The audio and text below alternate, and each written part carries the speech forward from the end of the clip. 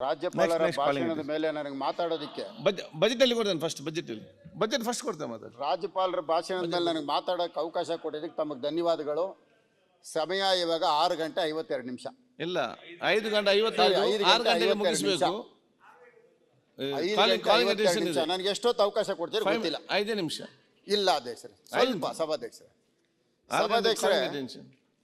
ಬೆಂಗಳೂರು ನಗರದ ಬಗ್ಗೆ ರಾಜ್ಯಪಾಲರ ಭಾಷಣ ಮಾಡೋಂಥ ಸಂದರ್ಭದಲ್ಲಿ ಪುಟ ಸಂಖ್ಯೆ 17 ಕ್ರಮ ಸಂಖ್ಯೆ 38, 39, 40, 41 ಬಗ್ಗೆ ನಾನು ಮಾತನಾಡ್ತೇನೆ. ಬೃಹತ್ ಬೆಂಗಳೂರು ಮಹಾನಗರ ಪಾಲಿಕೆ ವ್ಯಾಪ್ತಿಯ ಸಂಚಾರ ದಟ್ಟಣೆಯನ್ನು ಕಡಿಮೆಗೊಳಿಸಲು ಟನಲ್ ರಸ್ತೆಯನ್ನು ನಿರ್ಮಿಸಲು ಉದ್ದೇಶಿಸಲಾಗಿದೆ. ಸಭಾಧ್ಯಕ್ಷರೇ, ಟನಲ್ ರಸ್ತೆ ನಿರ್ಮಾಣ ಮಾಡ್ತೀವಿ ಅಂತ ಹೇಳ್ತಾ ಇದ್ದಾರೆ. ಬರೀ ಮೊನ್ನೆ ನಾನು ಬಡ್ಜೆಟ್ ಪುಸ್ತಕದಲ್ಲಿ ನೋಡಿದಾಗ 3 ಕಿಲೋಮೀಟ್ರ್ ಅಂತ ಹೇಳಿದ್ದಾರೆ.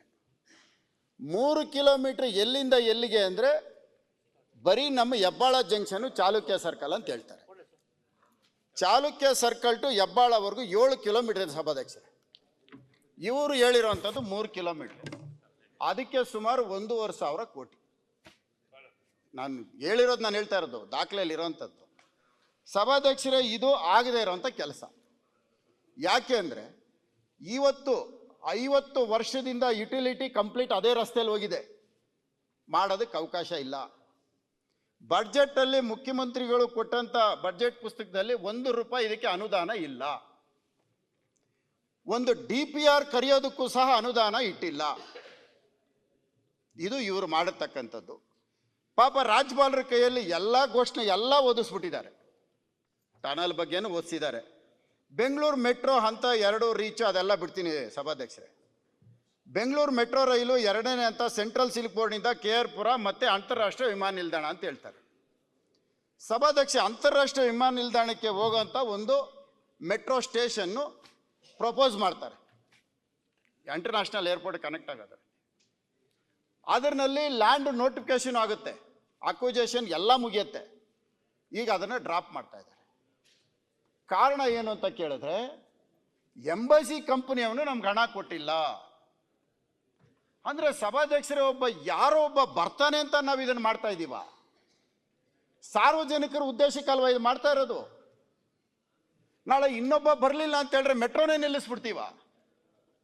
ಈ ಮೆಟ್ರೋ ಸ್ಟೇಷನ್ ಅವಶ್ಯಕತೆ ಇದೇ ಇಲ್ಲ. ಇದೆ ಅಂತ ಆಯಿತು ತಾನೆ, ಲ್ಯಾಂಡ್ ಅಕ್ವಿಜೇಷನ್ ಆಯಿತು ತಾನೆ. ಮತ್ತೆ ನೀವು ಇನ್ನೊಬ್ಬ ಬಂದಿಲ್ಲ ಅಂದ್ರೆ ನೀವಾದರೂ ಮಾಡಬೇಕಲ್ಲ ಇದನ್ನ. ಸರ್ಕಾರ ಒಬ್ಬ ಯಾರೋ ಒಂದು ಖಾಸಗಿ ವ್ಯಕ್ತಿ ನಿಂತ್ಕೊಂಡು ನಾವು ಇದನ್ನೆಲ್ಲ ಮಾಡ್ತೀವ? ನಮ್ಗೆ ಅಂಥ ಪರಿಸ್ಥಿತಿ ಬಂದಿದೆಯಾ? ನಮಗಿದು ಅವಶ್ಯಕತೆ ಇದೆಯಾ? ಇದನ್ನು ದಯವಿಟ್ಟು, ಇಂಥದ್ದು ಭಾಳಷ್ಟಿದೆ. ಅದರ ಜೊತೆಯಲ್ಲಿ ಇವತ್ತು ಬೆಂಗಳೂರಿನ ಪರಿಸ್ಥಿತಿ ಯಾವ ಪರಿಸ್ಥಿತಿ ಇದೆ ಅಂದರೆ ಸಭಾಧ್ಯಕ್ಷರೇ, ದೇಶದಲ್ಲಿ 1ನೇ ಸ್ಥಾನದಲ್ಲಿದ್ದೀವಿ ಟ್ರಾಫಿಕಲ್ಲಿ. ಅದಕ್ಕೆ ಇಲ್ಲಿದೆ ನೋಡಿ ಸಭಾಧ್ಯಕ್ಷರೇ, ಇದು ನಮ್ಮ ಪರಿಸ್ಥಿತಿ. ಇಲ್ಲಿ ಆಂಬುಲೆನ್ಸ್ ನೋಡಿದ್ರೆ ಎಷ್ಟೊತ್ತಿಗೆ ನಾವು ಬರ್ತೀವಿ? ಬರೋದಕ್ಕೆ ಅವಕಾಶ ಇದೆಯಾ? ಇಲ್ಲ. ಬ್ರಿಟಿಷ್ ಅವರು ಬಿಟ್ಟು ಹೋದ್ಮೇಲೆ, ಸ್ವಾತಂತ್ರ್ಯ ಬಂದ ಮೇಲೆ ಎಷ್ಟು ರಸ್ತೆಗಳು ನಾವು ಅಗಲೀಕರಣ ಮಾಡಿದ್ದೀವಿ, ಎಷ್ಟು ಸಿಗ್ನಲ್ ಫ್ರೀ ಕಾರಿಡಾರ್ ಮಾಡಿದ್ದೀವಿ? ಒಂದು ಅಂಕಿಅಂಶ ನಾಳೆ ಎಲ್ಲಾದರೂ ಕೊಡೋಕ್ಕೆ ಹೇಳಿ. 2007-8 ಬಿಟ್ಟ ಮೇಲೆ ಇವತ್ತವರೆಗೂ ರಸ್ತೆ ಅಗಲೀಕರಣ ಮಾಡಿಲ್ಲ. ಸ್ವಾತಂತ್ರ್ಯ ಬಂದು 75 ವರ್ಷ ಆಗಿದೆ ಸಭಾಧ್ಯಕ್ಷರೇ. ವಿಧಾನಸೌಧದಿಂದ ಹೆಬ್ಬಾಳಕ್ಕೆ ನಾವು ಇವತ್ತು ಟ್ರಾಫಿಕ್ ಕ್ಲಿಯರ್ ಮಾಡೋಕ್ಕಾಗ್ತಾ ಇಲ್ಲ. 7 ಕಿಲೋಮೀಟ್ರು. 3,71,000 ಕೋಟಿ ಬಡ್ಜೆಟ್ ನಾವು ಮಾಡಿದ್ದೀವಿ. ಮೊನ್ನೆ ದೆಹಲಿಗೆ ಹೋದರು. ಏನಂತ? ನಮ್ಮ ಬೆಂಗಳೂರಿನ ಹಣನ ನೀವು ಪಡಿತಾ ಇದ್ದೀರಿ, ನಮಗೇನು ಕೊಟ್ಟಿಲ್ಲ. ಆಯಿತು, ಮಾಡಿದ್ದೀರಿ. ಇವತ್ತು ಬೆಂಗಳೂರಿನಲ್ಲಿ 60% ಟ್ಯಾಕ್ಸ್ ನಾವು ದುಡಿತಾ ಇದ್ದೀವಲ್ಲ, ನಮಗೆ ಎಷ್ಟು ಕೊಡಬೇಕು? ಕೊಡ್ತಾ ಇದ್ದಾರಾ? ಇಲ್ಲಿ ನಮ್ಮ ಬೆಂಗಳೂರು ಗ್ರಾಮಾಂತರ ಸಂಸದರು ಒಂದು ಮಾತು ಹೇಳ್ತಾರೆ, ಗುಜರಾತಿಗೊಂದು ನಮಗೊಂದು ನ್ಯಾಯ ಸಹಿಸಲ್ಲ. ಆಯಿತು, ಸಹಿಸಬೇಡಿ. ಅಂದರೆ ಬೆಂಗಳೂರಲ್ಲಿ ಬರ್ತಾ ಇರೋ ತೆರಿಗೆ ಹಣ ಎಲ್ಲಿ ಕೊಡ್ತಾ ಇದ್ದೀರಿ? ನಮಗೆ ಕೊಡಿ. ಬೆಂಗಳೂರು ದುಡಿತಾ ಇದ್ರೆ ತಾನೇ ನೀವು ಬೇರೆ ಕಡೆ ಕೊಡೋದು. ಇವತ್ತು ಇದಕ್ಕೆ ಸಂಬಂಧಪಟ್ಟಂಗೆ ಒಂದು ಕಡೆ ಹೇಳ್ತಾರೆ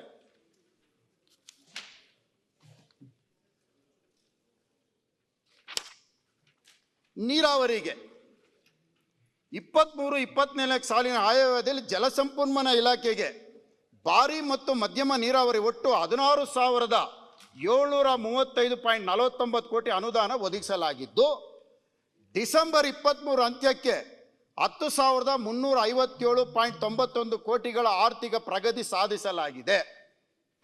ಸಭಾಧ್ಯಕ್ಷರು ಇದೆಲ್ಲಿಂದ ಬಂತು ಸಭಾಧ್ಯಕ್ಷರ? ಬೆಂಗಳೂರು ತಾನೇ ದುಡಿತಾ ಇರೋದು. 60% ನಿಮಗೆ ದುಡಿದು ಬಿಟ್ಟು 19,000-20,000 ಕೋಟಿ ಇಡೀ ರಾಜ್ಯಕ್ಕೆ ಕೊಡ್ತಾ ಇರೋವಾಗ ಬೆಂಗಳೂರಿಗೆ ಏನು ಕೊಡ್ತಾ ಇದ್ದೀರಿ? ಮೊನ್ನೆ ಬಡ್ಜೆಟಲ್ಲಿ ಘೋಷಣೆ ಮಾಡಿದ್ದಾರೆ, ಎಸ್ಕ್ರೋ ಅಕೌಂಟಲ್ಲಿ 1,200 ಕೋಟಿ. ಎಸ್ಕ್ರೋ ಅಕೌಂಟ್ ಯಾರ್ದು ಸಭಾಧ್ಯಕ್ಷರೇ? BBMP ಅನುದಾನದಲ್ಲಿ ಮಾಡ್ಕೊಳ್ಳಿ ಅಂತ ಹೇಳಿದ್ದಾರೆ. BBMP ಅನುದಾನದಲ್ಲಿ ಮಾಡಿರೋ ಕಾಮಗಾರಿಗಳಿಗೆ 3 ವರ್ಷದಿಂದ ಅನುದಾನ ಕೊಟ್ಟಿಲ್ಲ. ಇವತ್ತು ಗುತ್ತಿಗೆದಾರರು ಕಾಯ್ತಾ ಇದ್ದಾರೆ, ಇನ್ನೂ ಕೊಟ್ಟಿಲ್ಲ. ಎಸ್ಕ್ರೋ ಗ್ರಾಂಟಲ್ಲಿ ಎಲ್ಲಿಂದ ಬರುತ್ತೆ? ವೈಟ್ ಟಾಪಿಂಗ್ 175 ಕಿಲೋಮೀಟರ್ 1,800 ಕೋಟಿ. 800 ಕೋಟಿ ಯಾವುದು ಸಭಾಧ್ಯಕ್ಷರ ಅನುದಾನ? ಹಿಂದೆ ನಮ್ಮ ಸರ್ಕಾರದಲ್ಲಿ ಇದ್ದಂಥ ಅನುದಾನ ಅದನ್ನ ಸೇರಿಸ್ಕೊಂಡಿರೋಂಥದ್ದು. ಈ ಸರ್ಕಾರ ಬಂದ ಮೇಲೆ ಆಯಿತು, ಗ್ಯಾರಂಟಿಗಳಿಗೆ 52,000 ಕೋಟಿ ಬೇಕು. ಕಳೆದ ಬಾರಿ ಬಡ್ಜೆಟಲ್ಲಿ ನಾವೇನು ಕೇಳಿಲ್ಲ, ಇರ್ಬೋದು ಗ್ಯಾರಂಟಿಗಳು, ಎಷ್ಟೋ ಜನ ಬಡವರಿಗೆ ಎಲ್ರಿಗೂ ಮಧ್ಯಮರಿಗೂ ಒಳ್ಳೇದಾಗತ್ತೆ, ನಾವು ಸುಮ್ಮನೆ ಇದ್ವಿ. ಈಗಾದರೂ ಕೊಡಬೇಕಾಯ್ತಲ್ಲ, ಇಲ್ಲೂ ಇಲ್ಲ. ಈ ರೀತಿ ಮಾಡ್ಕೊಂಡು ಹೋಗ್ತಾ ಇದ್ರೆ ನಮ್ಮ ಪರಿಸ್ಥಿತಿ ಏನಾಗ್ಬೋದು? ಬೆಂಗಳೂರಿನ ಜನ ಏನು ಉತ್ತರ ಕೊಡ್ತೀರಿ ಬೆಂಗಳೂರು ಜನಕ್ಕೆ? ಸಭಾಧ್ಯಕ್ಷರ, ಇವತ್ತು ವಿಶ್ವದಲ್ಲಿ ITBTನಿಂದ ಬರೋ ಆದಾಯ 34% ನಮ್ಮ ಬೆಂಗಳೂರಿಂದ ಸಿಲಿಕಾನ್ ಸಿಟಿಯಿಂದ ಬರುತ್ತೆ. 34% ದುಡಿತಾ ಇರ್ತಕ್ಕಂಥ ಸಿಲಿಕಾನ್ ಸಿಟಿ ಇವತ್ತು ಹೈದರಾಬಾದ್ಗೆ ವಲಸೆ ಹೋಗ್ತಾ ಇದೆ. ಹೈದರಾಬಾದ್ಗೆ ವಲಸೆ ಹೋಗೋದಕ್ಕೆ ಕಾರಣ ಏನು? ನಮ್ಮಲ್ಲಿ ಟ್ರಾಫಿಕ್ ಕಂಟ್ರೋಲ್ ಮಾಡಕ್ಕಾಗ್ತಾ ಇಲ್ಲ, ರೋಡ್ ವೈಡನಿಂಗ್ ಮಾಡ್ತಾ ಇಲ್ಲ, ಸಿಗ್ನಲ್ ಮಾಡ್ತಾ ಇಲ್ಲ. ಒಂದ್ ನಿಮಿಷ ಮಾನ್ಯ ಸಭಾಧ್ಯಕ್ಷರೇ, ಒಂದ್ ನಿಮಿಷ. ಈಗ ಸರ್ಕಾರ 3 ವರ್ಷದಿಂದ ನಡೆಸ್ತಿದ್ರು, ಇದೆಲ್ಲ ಹೊಸದಾಗಿ ಏನ್ ಬಂದಿದೆಯಾ ಇಲ್ಲ ಹಳೆದಿತ್ತ ಪ್ರಾಬ್ಲಮ್ಗಳು? ಒಂದ್ ನಿಮಿಷ, ನಾನು ಮಾತನಾಡ್ತಾ ಇರೋದು ಸರಿನೋ ತಪ್ಪು ಅದು ಸಭಾಧ್ಯಕ್ಷರು ಹೇಳ್ತಾರೆ. ಸಭಾಧ್ಯಕ್ಷರು ಕುಂತ್ಕೊಳ್ಳಿ, ನಾನು ಒಂದು ಈಗ ಬಗ್ಗೆ ಮಾತಾಡ್ತಾ ಇಲ್ಲ. ಈ ಸಮಸ್ಯೆಗಳು ಮೊದಲಿಂದ ಇತ್ತ ಇಲ್ಲ ಹೊಸದಾಗಿ ಸಮಸ್ಯೆ ಬಂದಿದೆಯಾ? ನಾನು ಮಾತನಾಡ್ತಾ ಇರೋದು ಬೆಂಗಳೂರು ಬಗ್ಗೆ ಮಾತ್ರ. ಬೆಂಗಳೂರಿನ ಅಭಿವೃದ್ಧಿ ಮಾಡಿ, ನಿಮ್ ಕುಣಗೋಲ್ಗೂ ಇಂಪ್ರೂವ್ ಮಾಡ್ಕೊಳ್ಳಿ. ಅಲ್ಲಿಗ ಅವ್ರ ಬೆಂಗಳೂರಿನ ದುಡಿಯೋದಕ್ಕೆ ಅವಕಾಶ ಕೊಟ್ಟು ಕುಣಗೋಲ್ ಇಂಪ್ರೂವ್ ಮಾಡ್ಕೊಳ್ಳಿ. ಮುನಿರತ್ನ ಅವರೇ, ನಾನು ಬೇಡ ಅಂತ ಹೇಳಿಲ್ಲ. ಮುನಿರತ್ನ ಅವರೇ, ಅವ್ರು ಕೇಳ್ತಿರೋದು ಈಗ ಬಂತ 4 ವರ್ಷದ ಇದೆ ಅಂತ ಸಮಸ್ಯೆ ಹೇಳ್ತೀನಿ ಸಭಾಧ್ಯಕ್ಷರೇ. ಇವತ್ತು ITBT ಕಂಪ್ಲೀಟ್ ಹೈದರಾಬಾದ್ ಶಿಫ್ಟ್ ಆಗೋಂಥದ್ದು ಬರ್ತಾ ಇದೆ. ನಮ್ಮ ತೆರಿಗೆ ತಾನೆ, ಅದ್ರ ನಷ್ಟ ಉಂಟಾಗ್ತಾ ಇರೋದು ಯಾರಿಗೆ? ನಮಗೆ ತಾನೆ. ಇವತ್ತು ಲ್ಯಾಂಡ್ ಅಕ್ವಿಸಿಷನ್ ಆ್ಯಕ್ಟ್ 2013 ನಮ್ಮಲ್ಲಿ ಪ್ರಾವಿಷನ್ ಇದೆ. ಮೆಟ್ರೋದವರು ಲ್ಯಾಂಡ್ ಅಕ್ವಿಸಿಷನ್ ಮಾಡಿ ಮೆಟ್ರೋ ಮಾಡ್ತಾ ಇರೋವಾಗ ನಮ್ಮಲ್ಲಿ ಯಾತಕ್ಕೆ 2013 ಆ್ಯಕ್ಟನ್ನು ನಾವು ಇಂಪ್ಲಿಮೆಂಟ್ ಮಾಡಿಕೊಂಡು ಲ್ಯಾಂಡ್ ಅಕ್ವಿಸಿಷನ್ ಮಾಡಬಾರ್ದು? ಯಾಕೆ ವೈಡನಿಂಗ್ಗಳು ಮಾಡಬಾರ್ದು? ಆಗೋಂಥ ಕೆಲಸ ನಮ್ಮ ಕೈಯಲ್ಲಿದೆ. ಇನ್ನೊಂದು ಸ್ಟೇಟ್ನವರು ನಮ್ಮನ್ನು ನೋಡಿ ಮಾತನಾಡೋಂಥ ಪರಿಸ್ಥಿತಿ ಬರ್ತಾ ಇದೆ. ನಾವು ರಿಂಗ್ ರೋಡ್ಗಳು ಮಾಡುವಾಗ ನಮ್ಮನ್ನು ನೋಡಿ ಅವ್ರು ಕಲ್ತರು, ಇವತ್ತು ಅವರು ನಮ್ಮ ಬಗ್ಗೆ ಮಾತಾಡೋಂಥ ಪರಿಸ್ಥಿತಿ. ಇದು ಒಳ್ಳೆ ಪದ್ಧತಿ ಅಲ್ಲ. ಸಭಾಧ್ಯಕ್ಷರು ತಮಗೆ ಗೊತ್ತಿರಲಿ, ಬೆಂಗಳೂರು ಬಗ್ಗೆ ತಮಗೊಂದು ಸಣ್ಣ ಮಾಹಿತಿ ಕೊಡ್ತೇನೆ, ಬೇಗ ಮುಗಿಸಿ.